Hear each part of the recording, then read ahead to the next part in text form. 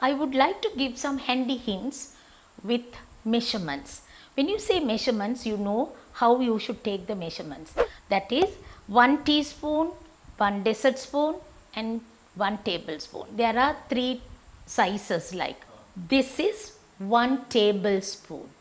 This is a dessert spoon and the other one is a teaspoon. So what did I say? 2 dessert spoons equivalent to 1 tablespoon, 2 teaspoons equivalent to 1 dessert spoon, 4 teaspoons equivalent to 1 tablespoon. This is how you take the measurements. Never make the mistake. This type of a spoon, we don't get it very important one, but you don't get it here. Everyone doesn't have it. This is called the American spoon. So go with the dessert spoon. Whenever we talk about a tablespoon, you go for 2 dessert spoons, 1 tablespoon. So there's nothing for us to worry. Go in search of a tablespoon.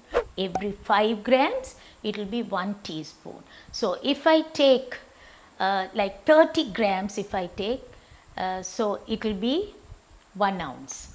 30 grams will be taken as 1 ounce. So otherwise it's rather difficult for us to see the gram quantity. 500 grams, when I said, it is 16 ounces. 16 ounces you take.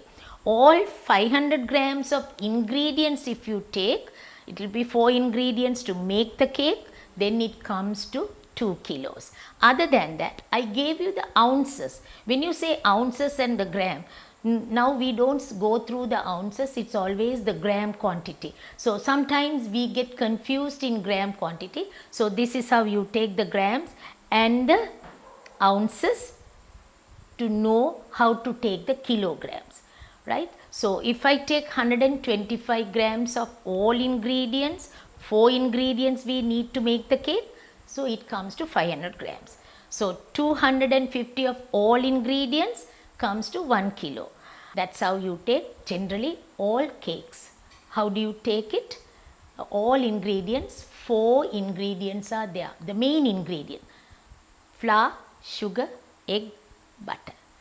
And the important one is baking powder. So you have to use, for every 125 grams of flour, we take 1 teaspoon baking powder. This is the, I am coming into the cake mixtures, because when you take the gram and ounces and kilos, you get confused. So that's the reason I wanted to give you the handy hints on everything, like ounces, grams and everything.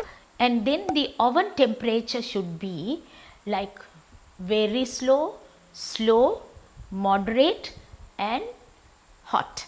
Very slow means it is 120 centigrades and slow means that is 150 to 60 centigrades. Moderate temperature, when I say, always when we say moderate temperature, 160 to 70.